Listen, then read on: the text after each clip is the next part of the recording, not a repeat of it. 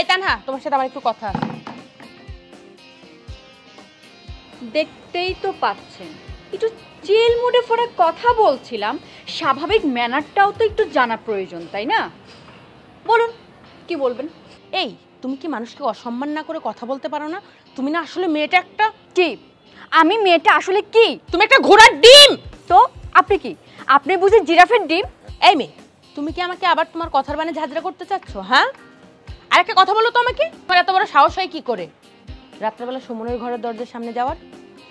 ও আচ্ছা আচ্ছা, এই কথা। সবে তো মাত্র ঘরের দরজার সামনে গিয়েছি, আর কয়েকটা দিন অপেক্ষা করুন, দেখুন কোথায় যাই।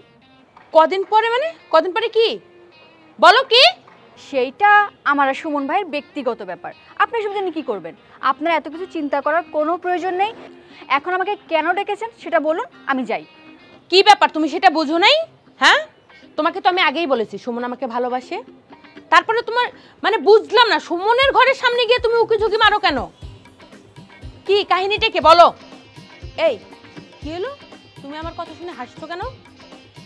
হাসছি এই জন্য যে আপনি একটু ভাবুন তো, সুমন ভাই যদি আপনাকে আসলেই ভালোবাসতো, সে কি আপনাকে নির্দ্বিধায় আমার কথাটা বলতে পারতো?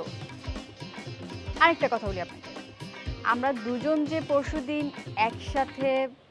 পরশু? পরশু কি করেছো তুমি সুমনের সাথে? পরশুদিন আমরা দুজন সারা দিন একসাথে। কি? আচ্ছা, তুমি তো দেখছি একটা সাংঘাতিক মেয়ে, পুরো কথা না বলে মুখের মধ্যে কথা রেখে দিচ্ছ।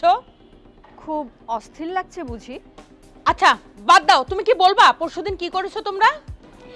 তেমন কিছু না, জাস্ট দুজন রিক্সে একটু ক্লোজলি বসছি, একটু ঠাট্টা ধরছি, ফুচকা খেয়েছি, অনেক গল্প করেছি, এই তো আর কি। সত্যি? হ্যাঁ সত্যি। বিশ্বাস না হলে আপনার সুমন ভাইকে জিজ্ঞেস করেন। সুমনের বাচ্চা, দেখলে মনে হয় ভাজা মাছটা উল্টাই খাইতে পারো না।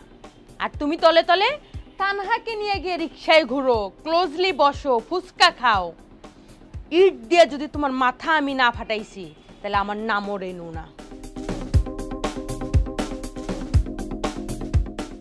ওরে নীল দরিয়া আমায় দে সারিয়া বন্দি।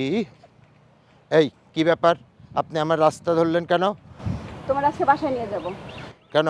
আপনার সঙ্গে তো আমার এমন কোনো কথা হয় নাই যে আপনার বাসায় যাব, বা এমন কোনো দিন আমি বলিও নাই আপনার বাসায় যাব। ঠিক আছে, বলো নাই, আমি তোমারে বললাম তোমার আমি আজকে বাসায় নিয়ে যাব। কারণ হচ্ছে আমি তোমার জন্য রাত জেগে থাকতে পারবো না। আজকে বাসায় নিয়ে গিয়ে আমার বাবা মাকে রাজি করিয়ে তোমাকে আমি বিয়ে করে ফেলবো। এই মাতারি জিনা, এইটা কখনো সম্ভব না।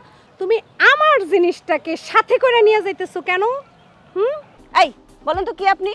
তার আগে বলেন যে আপনি আমার মাথারি বলে কেন ডাকছেন? তাহলে কি বলবো শুনি? হ্যাঁ, তোমাকে কি সোনা জাদু বলে ধান দুবলো দিয়ে পুজো করব? আল্লাহ রে আল্লাহ, আজকে মনে হয় এখানে কুরুক্ষেত্রের যুদ্ধ বেঁধে যাবে। যাজ্ঞা, তাতে আমার কি? সুমন, তুমি কি এই মেয়েটাকে চিনো? না, আমি চিনি না।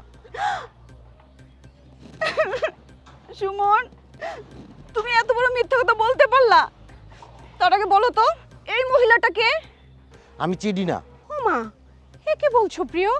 তুমি আমাকে চেনো না? চেয়ে দেখো, আমি তোমার বাসন্তী।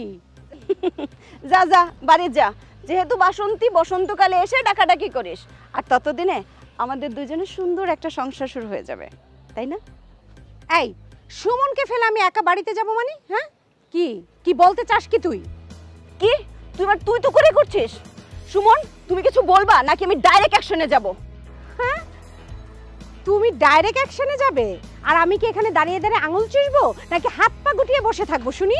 আপনাকেও বলি, আপনাকেও বলি, আমি দুজনকেই বলি, আমাকে মাফ করে দেন, আমি যাই। এই না, কোথায় যাচ্ছ? কোথায়? এই আমি যাই, আমি যাই। তুই ছাড় আমার সুমনে হাত ছাড়। এই ডাইনি, ছাড়, তুই তুই হাত ছাড়, হাত ছাড়, সুমনের হাত ছাড়। আমি ডাইনি, আমি ডাইনি, তুই ডাইনি। তুই তো ডাইনি। আমাদের কি সুন্দর রোমান্টিক মুহূর্তে তুই কোত্থেকে এসে দাঁড়ালি? হ্যাঁ, আহাহাহা, তুমি আমার বয়ফ্রেন্ডকে নিয়ে লুতুর পুতুর করবা আর আমি কি চেয়ে চেয়ে দেখবো? আমি লুতুর পুতুর করি? দাঁড়া দাঁড়া, শোনো তো, দেখবি? ওরে আমি বাঁচি।